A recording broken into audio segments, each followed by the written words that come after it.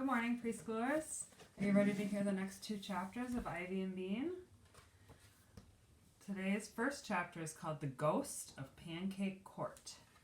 And here's a picture of somebody hiding behind a bush. Who do you think it is?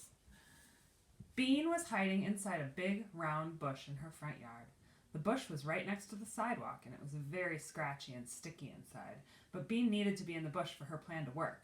Here's how Bean's plan went. She took a $20 bill out of Nancy's purse and taped a long thread to it. She put the $20 bill on the sidewalk, and then she hid on the other end of the thread and climbed into the bush. Nancy would be coming home from school soon. She would see the money on the sidewalk, and she would bend down to pick it up, and Bean would quickly pull the money away. And then Nancy would freak out. Bean could hardly wait. There was only one problem. Nancy didn't come. Bean sat inside the bush for a long time. A branch poked her arm. Leaves fell down her shirt. She itched. She waited. Nothing happened. It was very quiet. Bean was hardly ever this quiet for this long. Because there was nothing else to do, she looked at the house across the street. Really, it wasn't across the street. It was around the street. Bean loved her street. The first reason was its name, Pancake Court. The second reason was that it ended in a big circle right in front of Bean's house. Her dad called it a cul-de-sac. Bean called it cool. If Bean started riding her bicycle at the end of the block and pedaled really, really hard, she could whiz around the circle, tilting low over the sidewalk like a motorcycle racer. There she is on her bike.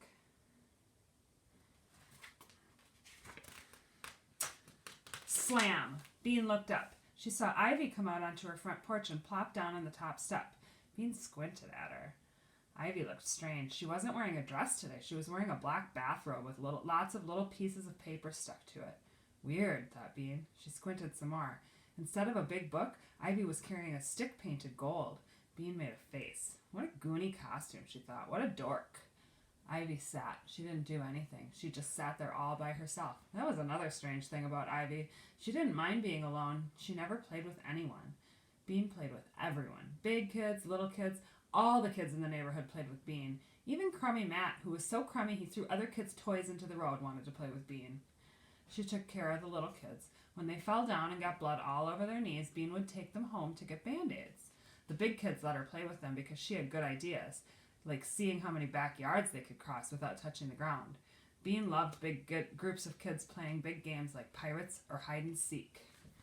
Here's a picture of Ivy wearing that black bathrobe with all those little white things taped to it and holding the gold stick. What do you think she's pretending to be?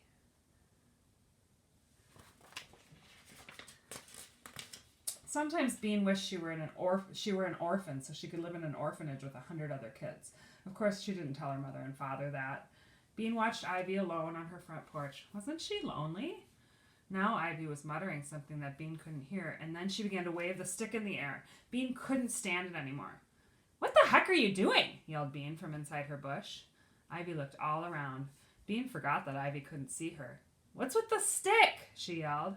Ivy's eyes got big. "Who's there?" she said. "Are you a ghost?" A ghost? What a great idea. Bean made her voice scratchy and spooky. "Yes," she howled. "I am the ghost of Mr. Killup. I lived in your house before and I died there too." Mr. Killup had actually moved to Ohio, but Bean thought it was more interesting to say that he had died. "I've come to haunt you. Tonight while you're sleeping, I'll wrap my icy fingers around your neck." "Bean, what are you yelling about?" Oops. It was Nancy. Can you see Nancy walking up? You can tell it's her because she has this ponytail out of the side of her head, just like before. The next chapter is called Bean Meets Ivy. So there's Bean inside the bush and Nancy is walking up. Bean peeked out in between the leaves. Nancy hadn't seen the $20 bill. She was standing on it. Thought Bean. Her plan was a bust, but if she kept on being a ghost, maybe she could scare Nancy a little. "I'm going to wrap my fingers around your neck too," she howled in her spooky voice, "and I'm going to spit in your ear." "No, you're not," said Nancy. She didn't sound scared. She reached into the bush and yanked Bean out. "Stop yelling."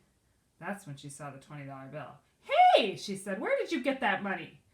"You don't have $20. And then she saw the string. I see what you're doing, Burtface. I bet this is my money, too. Then she picked up the bill and looked at it. You stole my money. I'm telling Mom. She began to pull Bean toward the front door. Uh-oh, thought Bean. None of her ideas were working out today. She had two choices. She could go inside with Nancy and face Mom, or she could run. What do you think she should do? So Bean fell over on the ground and started to wail. My ankle! Ow, ow, ow! My ankle is killing me! It's sprained! She held her ankle. Nancy frowned. You didn't sprain your ankle, you faker, she said, but she bent down to take a look. Here's Nancy pulling Bean out of the bush. She's got the money in her hand with the string on it. That was all Bean needed. She stood up and ran. She ran out of her yard and around Pancake Court until she found herself in front of Ivy's house. Ooh, you're in trouble now, Bernice Blue, yelled Nancy. I'm going to tell Mom. Bernice was Bean's real name. People only used it when they were yelling at her. Bean couldn't help it. She just had to stick out her tongue and say... Then she just had to turn around and wiggle her behind at Nancy.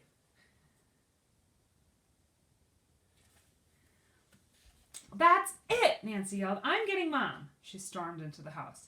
For a minute, Bean felt happy. She loved making Nancy mad, but when Nancy was gone, Bean began to worry. Mom hated it when she did more than one bad thing at a time. Bean counted, taking the money, lying about her ankle, leaving the yard without asking, and wiggling her behind at Nancy. 4 things. 5 if you counted pretending to be a ghost. Bean was going to be in big trouble. How big? No dessert for sure.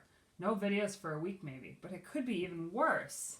Here she is thinking about all the things. She looks a little worried or nervous, doesn't she? Thinking about all those things she did wrong and how she might get in trouble. Her mom might send her to her room for the rest of the day. Bean hated that. Hide. Bean looked up. She had forgotten all about Ivy. Ivy was still sitting on her porch. She had been watching the whole time. She knew that the ghost of Mr. Killip was really Bean inside the bush. Bean expected her to be mad, but she didn't look mad. She looked excited. Hide, she said again. Thought Bean. Maybe boring Ivy was right. If her mom couldn't find her, she couldn't send her to her room. If she stayed out until dark, her parents would stop being mad and start being worried. Her mom might say, oh, my poor little Bean, my poor little baby. And then they'd be so happy to see her when she came limping home that they probably wouldn't punish her at all. They might even let her have seconds on dessert. That settled it. Okay, she said to Ivy, where? Follow me. Ivy came down the stairs and slipped behind a bush growing against her house. Bean followed her and crouched down under the wide leaves. So there she is, seeing Ivy, and Ivy's saying, I'll show you where to hide. No, get up. This is just the beginning, said Ivy. I'm going to take you to a secret spot. This isn't it? Asked Bean. The bush looked pretty good to her. No, this is the passageway. Ivy pressed her back against the house and edged along. Bean edged along to the wall scraping her back. They turned a corner and edged some more. Ivy's house was big. Halt, said Ivy. Bean halted. Halt is another word for stop. Now, said Ivy, close your eyes and I'll take you to the secret spot. What? How come I have to close my eyes? Because it's a secret, said Ivy. Duh. Bean couldn't argue with that. Ivy looked like a wimp, but she didn't talk like one. Bean closed her eyes. She felt Ivy take her by the elbow, and together they went down some steps. A door opened. More steps. Cool, damp air blew in Bean's face. Then they went up some steps. Another door. So there they are, edging along behind the bush. Another door opened, and they were outside again. Ivy was taking Bean through some tall grass. Shh, said Ivy suddenly. Bean froze. Crouch down, said Ivy. Bean crouched. There was a silence. Okay, you can get up now. What happened? Asked Bean. Spies, said Ivy. Bean figured Ivy was probably making that up. Now you can open your eyes, said Ivy. There they are in the tall grass. And that's the end of chapter 4. I'll read you another 2 chapters tomorrow. All right, bye.